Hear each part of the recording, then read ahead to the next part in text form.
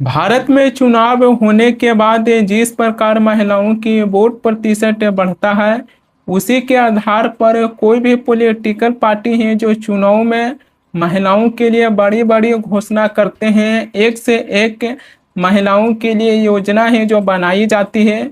इस समय भारत के 5 राज्यों में भी विधानसभा चुनाव हो रहा।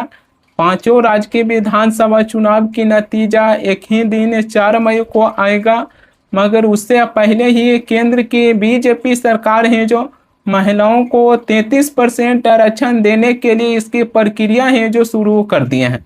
इसके लिए केंद्र की बीजेपी सरकार है जो 3 दिनों के लिए संसद के विशेष सत्र हैं जो बुलाए हैं। सदन में आज से केंद्र की बीजेपी सरकार की विधेयक पर है जो चर्चा भी शुरू हो गया है।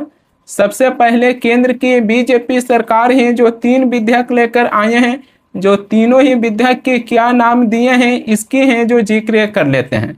केंद्र की बीजेपी सरकार है जो 3 विधेयक लेकर आए हैं। इसमें पहले विधेयक के नाम दिया गया है केंद्र शासित प्रदेश से कानून संशोधन विधेयक 2026, दूसरी संविधान 131वां संशोधन विधेयक 2026, तीसरी परिसीमन विधेयक 2026। केंद्र सरकार है जो ये 3 विधेयक लेकर आए हैं, जिसके ऊपर सदन में आज से है जो चर्चा भी है जो शुरू हो गया है। केंद्र की तीनों विधेयक को लेकर देखिएगा तो इसमें परिसीमन विधेयक 2026, इस विधेयक में है जो ये भी कहा जा रहा कि लोकसभा में जो वर्तमान के समय में सदस्यों की संख्या 543 है जो 543 से बढ़कर 850 से हो जाएगा। राज्यों में 815 सीटें तो वहीं केंद्र शासित प्रदेशों में 35 सीटें हैं जो हो सकता है। 273 सीटें हैं जो महिलाओं के लिए आरक्षित होगा। केंद्र सरकार ने वर्ष 2023 में नारी शक्ति वंदन अधिनियम संसद में पेश किए। लोकसभा और राज्यसभा दोनों ही सदन से पारित होने के बाद राष्ट्रपति की मंजूरी मिलने के बाद जाकर यह कानून बन गया। पुराने कानून में समस्या ये था कि 2027 की जनगणना और उसके बाद की परिसीमन की जरूरत था, जिससे यह कानून है जो 2034 तक है जो टल सकता था। यानी कि यह कानून है जो 2034 तक है जो लागू हो सकता था। मगर अब केंद्र की बीजेपी सरकार है जो इसमें नया बदलाव एक करने जा रहा है कि अब 2011 की जनगणना के आधार पर परिसीमन की फैसला लिया गया है, जिससे ये पता चलती है कि यह कानून है जो 2029 की लोकसभा चुनाव से पहले लागू हो जाएगा। यानी कि केंद्र की बीजेपी सरकार है जो 2029 की लोकसभा चुनाव से पहले महिलाओं को 33% आरक्षण देंगे और उसी 33% आरक्षण के आधार पर बीजेपी सरकार है जो 2029 की लोकसभा चुनाव है जो जीतने के लिए इसकी तैयारी है जो अभी से है जो शुरू कर दी है। वैसे तो 2029 आने में अभी समय है, लेकिन इससे पहले भी पक्ष है जो कह रहे हैं कि महिलाओं को 33% आरक्षण देकर बीजेपी सरकार है जो 5 राज्यों के विधानसभा चुनाव के नतीजे भी अपने पाले में है जो करने की है जो कोशिश कर रहे हैं। मगर इसमें एक बड़ी सवाल ये आ जाता है कि जिस प्रकार लोकसभा की सदस्यों की संख्या 543 से बढ़कर 850 हो जाएगा, ऐसे में तो ये पता चलती है कि सभी की सभी फिर तो राजनीतिक की ओर है जो कदम बढ़ाएंगे। ऐसे में तो भारत की राजनीतिक नहीं रह जाएगा, बल्कि एक अखाड़ा बन जाएगा।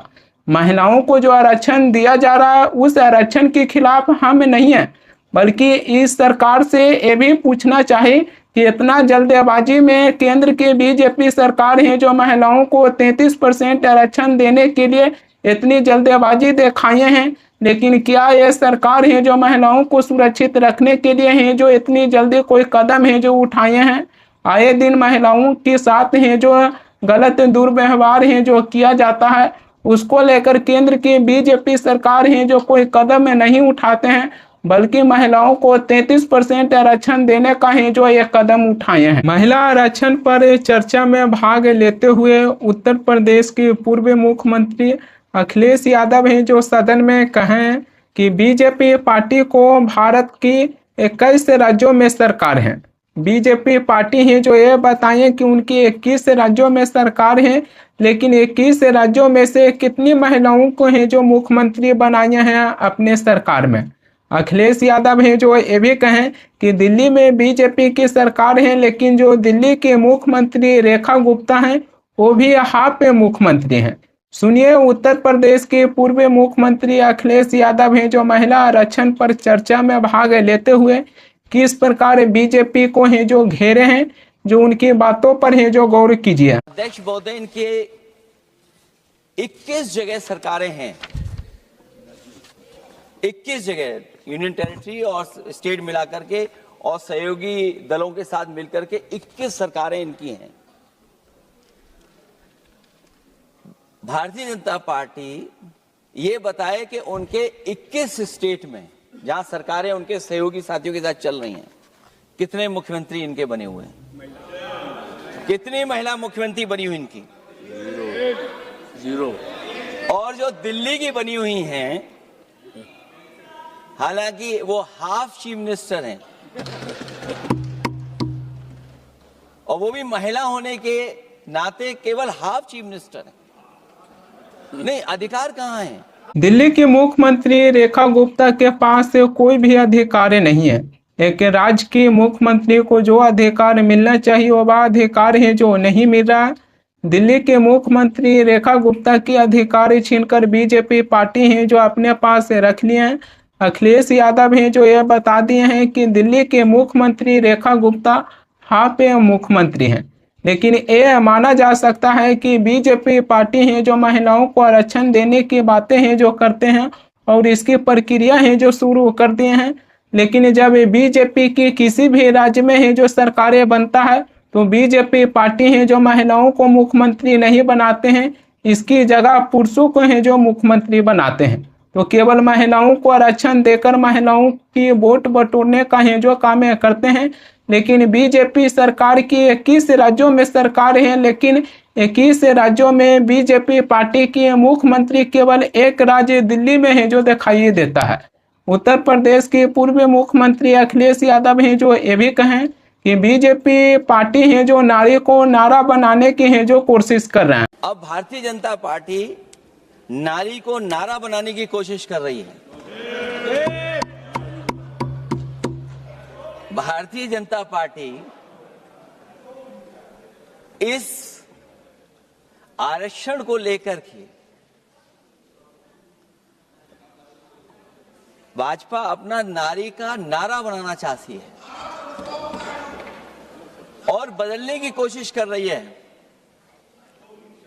जिन्होंने नारी को अपने संगठन में नहीं रखा, उनके मान सम्मान के लिए कैसे रखेंगे? और अगर ये बात गलत है, अध्यक्ष महोदय, जिस पेरेंटल संगठन से आप निकले हैं उसमें मान सम्मान के लिए संगठन में कितनी नारी हैं ये बता दें आप।